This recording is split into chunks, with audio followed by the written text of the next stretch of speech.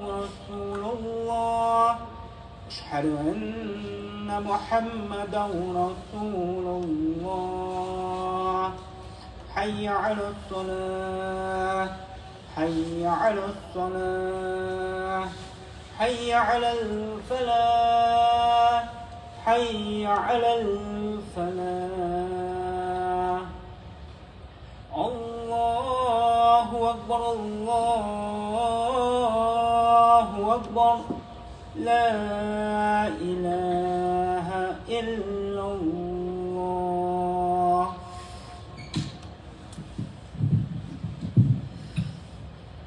إن الحمد لله ونستعينه ونستغفره ونعوذ بالله من شرور أنفسنا ومن سيئات أعمالنا من يهد الله فلا مضل له ومن يضلل فلا هادي له وأشهد أن لا إله إلا الله وحده لا شريك له وأشهد أن محمدا عبده ورسوله وهو حبيبنا وقدوتنا وإمامنا فنصلي ونسلم عليه وعلى آل بيته الطيبين الطاهرين وعلى أصحابه بجهدهم وتضحيتهم قام هذا الدين فرضي الله عنهم أجمعين. So this week we wanted to continue the topic that we had with regard to Iman and death. And there's some things that we wanted to clarify that are extremely important in our understanding of death as believers in the revelation of the Quran. We were reflecting on the ayah of the Quran that is in Surah Al-Mulk, الذي خلق الموت والحياة ليبلوكم أيكم أحسن عملا وهو العزيز الغفور. And what we mentioned is that we have an understanding of human life that's unique. And that the believers, we believe that we have two lives just like we have two deaths. Now what's important to understand is that when we reflect on the reality of life and death, it's more difficult to come into existence from not being in existence. It's more difficult for us to be created and come into this world than it is for us to be resurrected from the dead once we were alive. And we see that in the natural world. That's very important because the creation itself reinforces revelation. And alhamdulillah, I like the fact that at least in the English language, we can rhyme between the creation and revelation so that it stays in our minds. Because we have two books. We have the book of creation and we have the book of revelation. And the two go together. And we're supposed to be reading those two books simultaneously. We're supposed to read the created order, the created world ourselves. We're part of the creation. We're supposed to study everything around us. But that study of everything, including ourselves, would not be clear to us with regard to the wisdom embedded in the creation without revelation. Without revelation. That's why we see that some of the best scientific minds on the face of the earth will get into some of the simplest problems and then insanity sets in. And it's the same thing when we see some of the most advanced economic minds on the face of the earth. And we've seen that before, and I mentioned that again, and I mentioned it in multiple occasions when necessary. How many people that had accumulated wealth when the economy crashed in 2007 and 2008 inclined towards eliminating their lives? It's not enough to just advance materially. Just like it's not enough to claim to want to only advance spiritually. The crisis of the Muslim world, and many times On many occasions, people, unlike some say, it's not always necessarily a crisis of Iman. When you have the inability to utilize the resources in your environment to even provide for your people at the basic level, like for instance, to provide for a family member at the hospital, what do you think happens to that person psychologically and emotionally? I won't talk from speculation, I'll tell you from experience. When I was studying in Al-Azhar in Egypt, and my daughter was hit with sickness. We actually were all hit with sickness, but one of my youngest daughters was hit with a sickness which didn't seem to have any cure to it at the moment. When she was hospitalized, it was a tragedy from the beginning to the end of the situation. Firstly, from the beginning of the situation, it was the issue of every hospital, because in the Muslim world, how it works is there are these small clinics. It's not usually the case that you have these large research universities. Everyone that I went to didn't have a solution. So I was walking with my daughter in the night, going from place to place with her in my arms, knowing that she's dying, looking for a solution. And even when I got to the point of an ambulance, and they told me there was a hospital, after I called people around, well, take her here. What's the problem, brother? They didn't understand.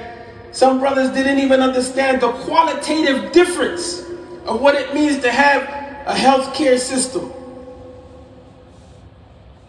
that is at a level where it responds more to human needs than what we saw at that time in Egypt. The ambulance itself looked at the ambulance driver, and by the way, he was a Christian. He looked at my daughter, and I was willing to pay him whatever he asked. Because it wasn't just a service. And this was after I went to the pharmacy, and I'm begging the pharmacist, because the doctor told me, well, go to the pharmacy and get this medicine because it wasn't available at the hospital. So he called me awesome. He said, brother, my daughter is dying and you're telling me that I'm impatient. That was one of the first trials after going to every hospital and not finding a solution. Then the smack in the face was the ambulance driver looking at my daughter, closing the door and just leaving her for dead. I had to pay a taxi cab driver. At that time I paid him. I said, brother, I said to him, look, I'll give you 100 Junaid. Just take me to this hospital and just move as fast as you can. And we're in Cairo, Egypt, moving as fast as we can. And we get there, and it was some young hospital student that she determined that my daughter had an insulin problem, that she was struck with diabetes, infantile diabetes. And still with all that, I was in the hospital where there was blood on the walls, where Muslims were dying, and there was a family next to us. And the family, at the whole time, the brother, his son was dying. And there were sisters in the back, and they already lost their children. They wanted to take my daughter from us at one point in time, and we fought against it for her disappearing. But the brother's experience, I have my own experience, but the brother's experience was shocking. The brother's experience was one in which it pushed him to the point to make takfir to the government. This is a Catholic system that doesn't care about us.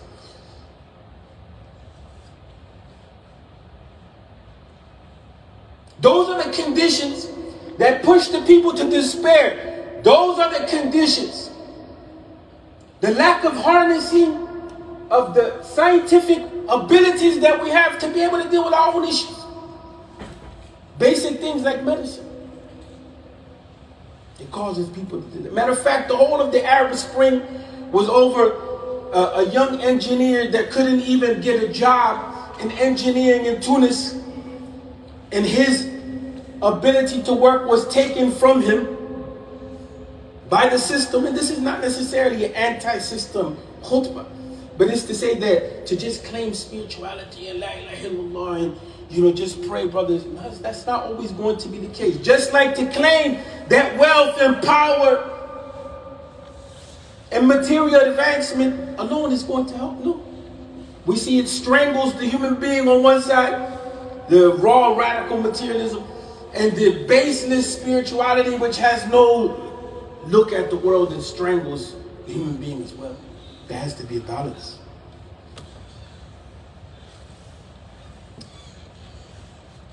So here when we look at the reality of death,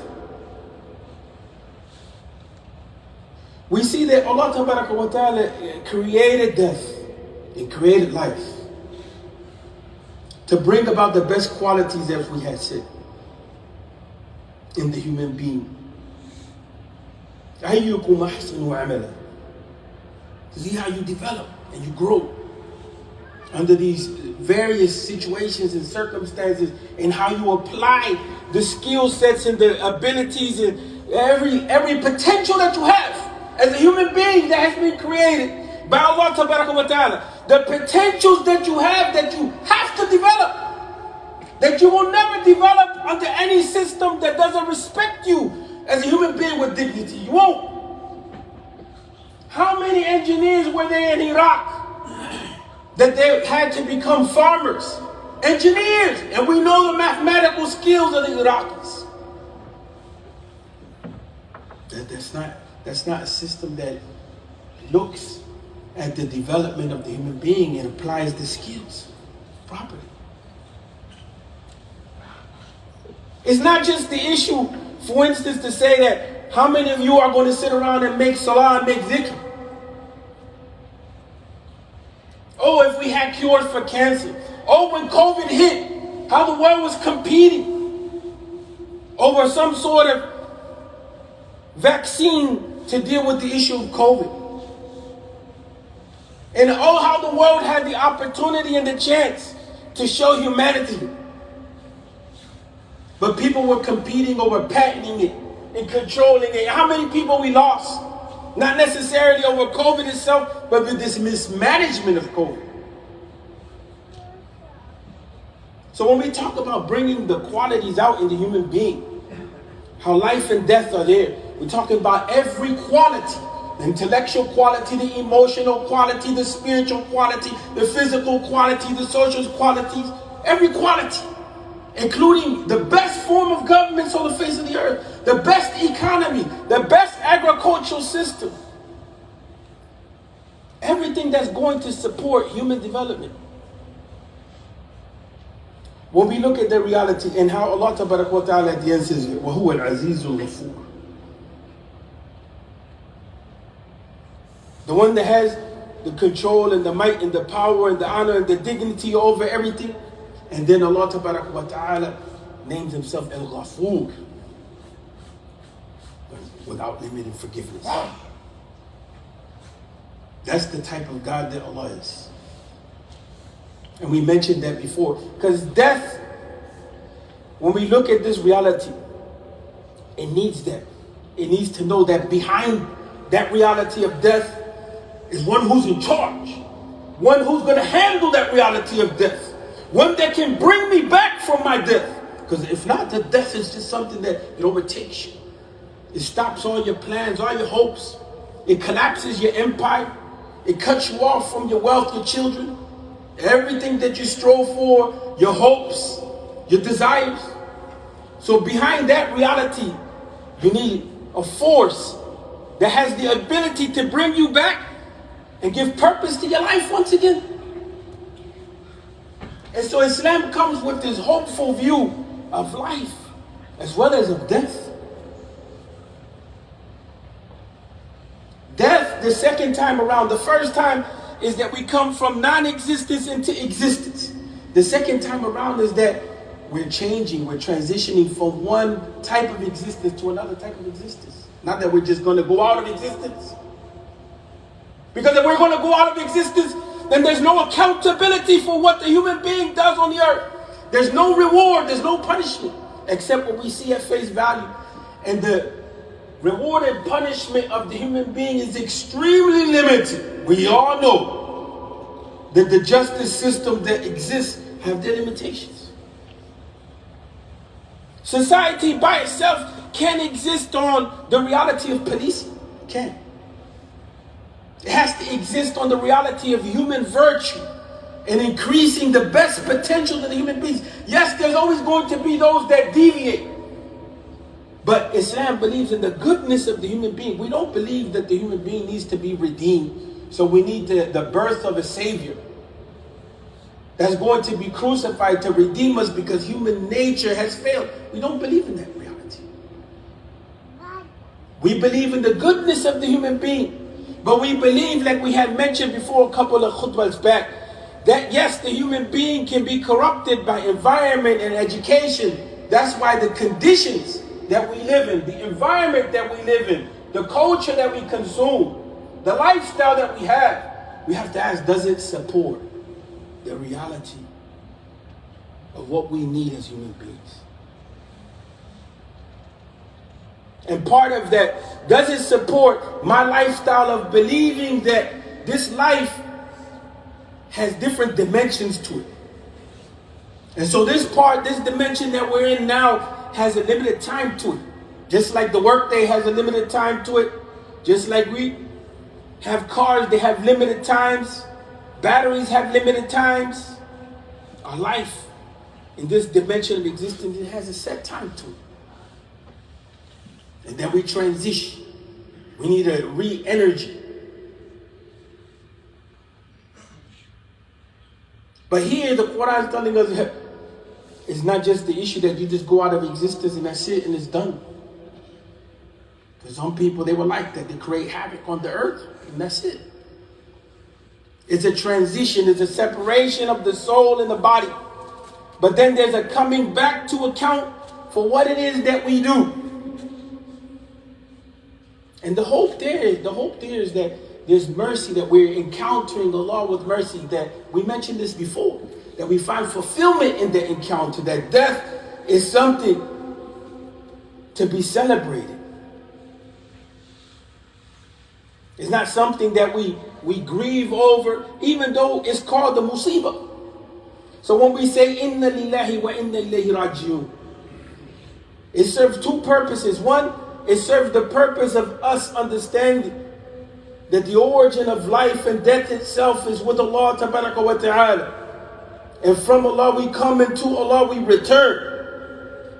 But at the same time is remembering that during this time of hardship, of crisis, that comes with the reality of death, that the healing, that the comfort, and that comes from Allah tabaraka wa ta'ala. That's the only way we make sense of that. And so when we move on, we see that worse than the reality of death hitting is the reality of ghafla. When we say inna lillahi wa inna ilayhi raji'un, is to remember our existence, ourselves, our meaning, our purpose, our direction. Because life without purpose and direction is not what Allah tabaraka wa ta'ala created. Right? This is one of the most damaging things that we have in the culture. What is your truth? My truth. One of the most damaging things that we have in the culture is everybody creates and generates their own meaning of life as a whole. So you have your meaning of life, how you want to live. You have your meaning of life, how you want to live.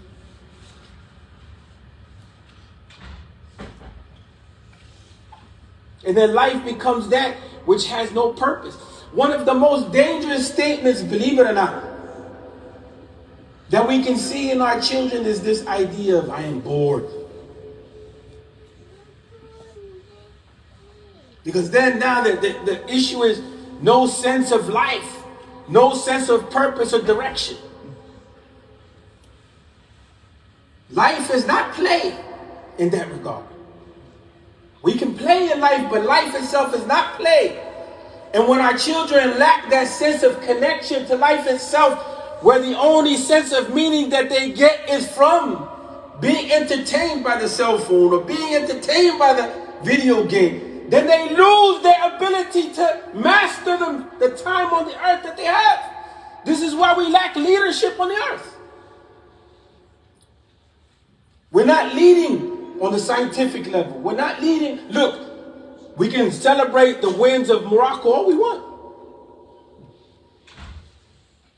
But at the end of the day, it's not going to resolve the poverty issue.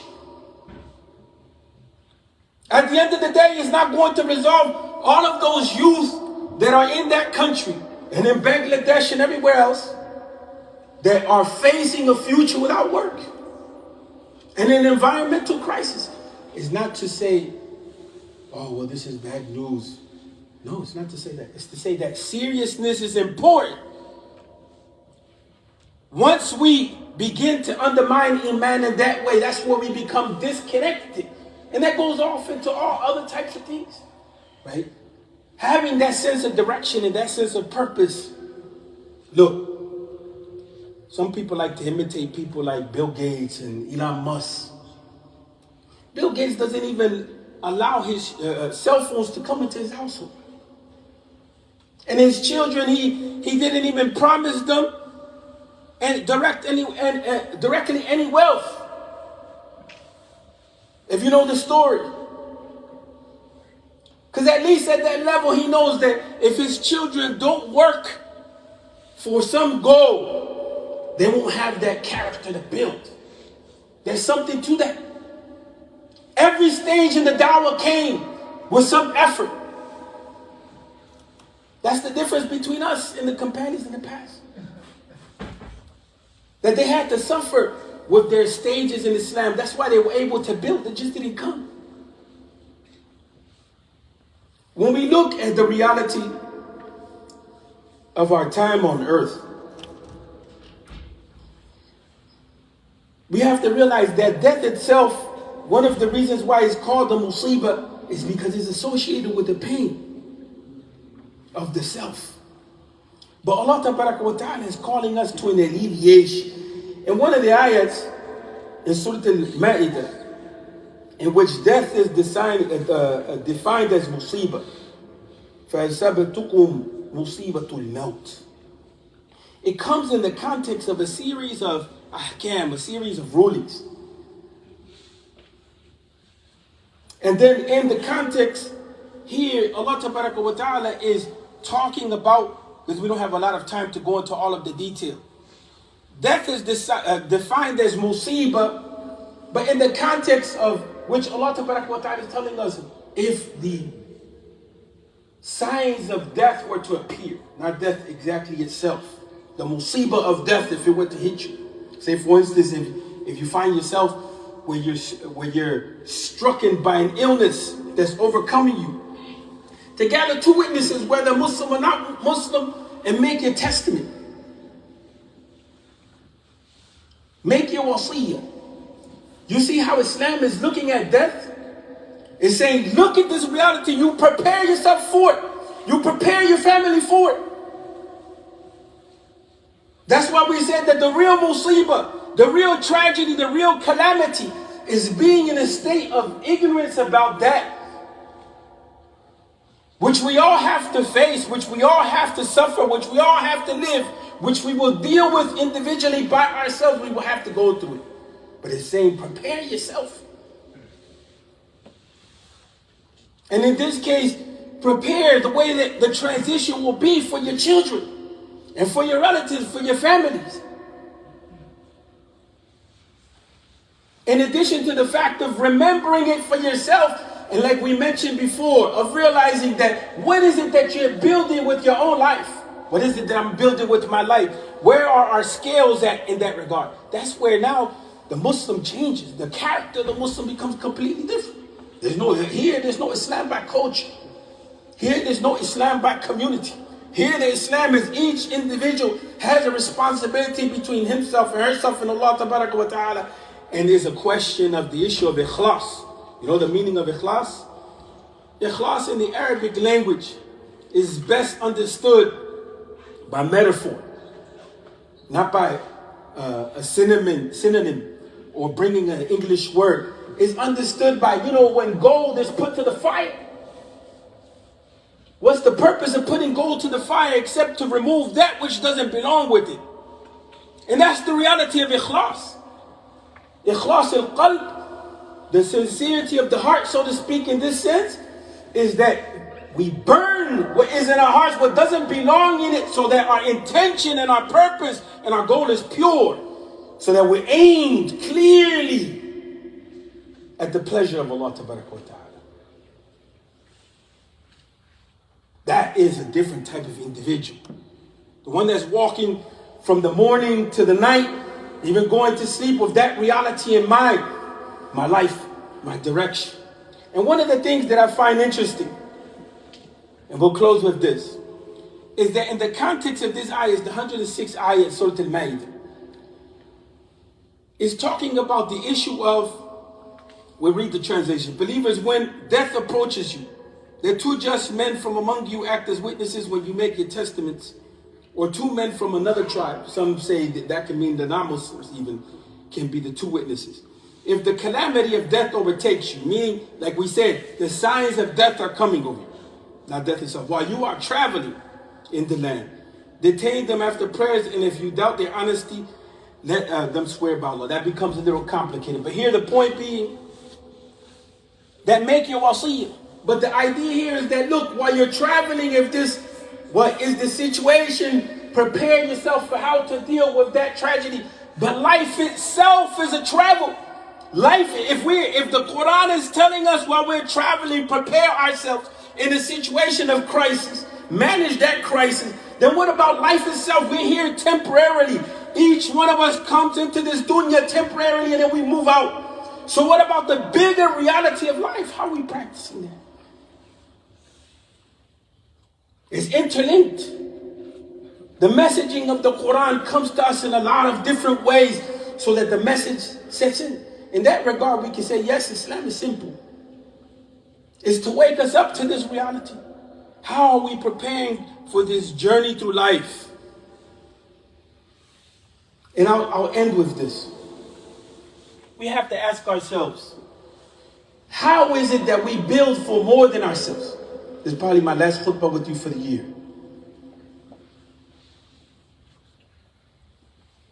Just like in this masjid, and I mentioned that before about the box going around. And I said it before that is not the administrator. The box shouldn't go around. I said that before. Why? Because we all are the ones that are cooperating in the building of this. So the box shouldn't have to go around. We should all be in the process of putting towards. The administration doesn't pay me for saying that. See what I'm saying? Because we're all contributing to this for them in the future so that they have a foundation. We all right now are setting the foundations of the da'wah. We have to be conscious of what moment in history we're in. We're the ones that are laying down the foundation with all our imperfections and our fights and our back and forth issues. But that's the contribution that we have. If you want the sadaqah jariyah, there's a sadaqah jariyah that feeds right back into your family itself. If you don't build the institutions to serve your families, then how is it that the deen is going to maintain that? Because this, I don't see that when we go outside. We see Islamic values always represented. So it's not only with that, it's with our lives on every level. How are we contributing, right, to the betterment of our condition? On the individual level, on the family level, on the collective level. Move away from this thinking of just me and my family.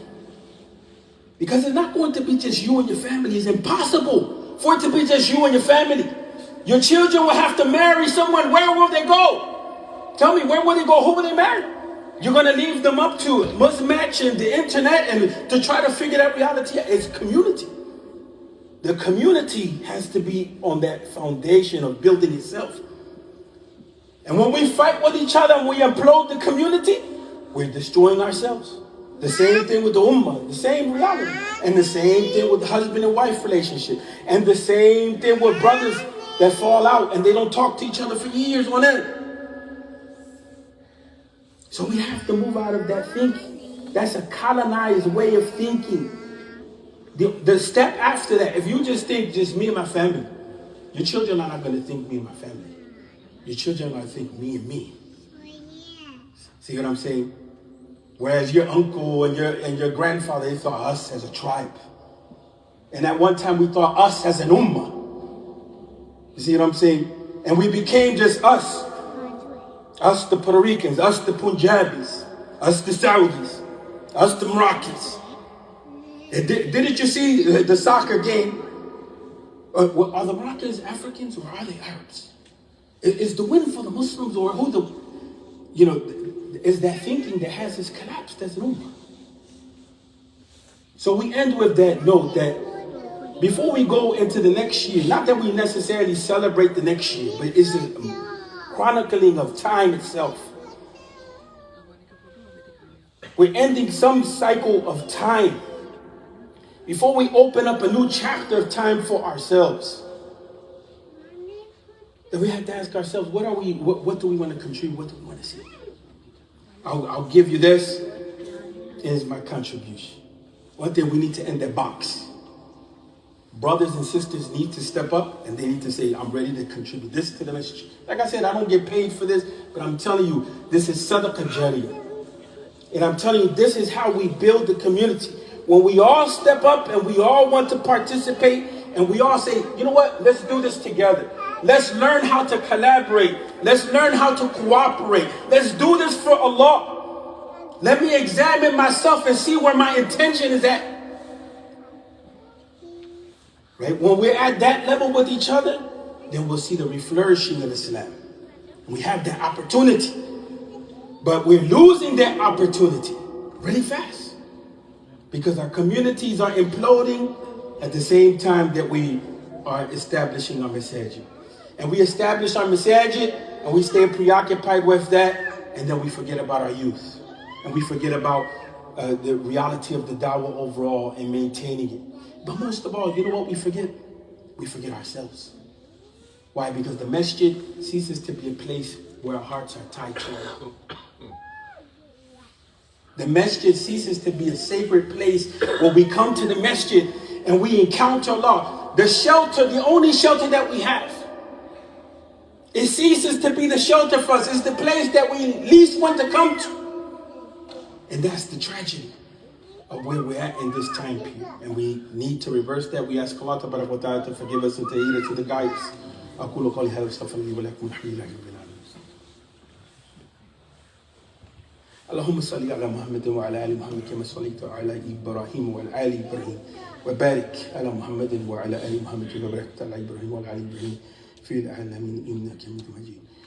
We ask Allah to forgive us our sins and to guide us and to aid us, to facilitate for us. We ask Allah to remove all obstacles in our lives, whether in our family lives or in our economic lives. We ask Allah to grant us health. We ask Allah to increase us in rizq. We ask Allah to increase us in Iman. We ask Allah for our children, that you protect them, that you guide them, that you aid them, that you strengthen them, that you keep them in the state of Islam. And we ask Allah to connect our hearts to each other.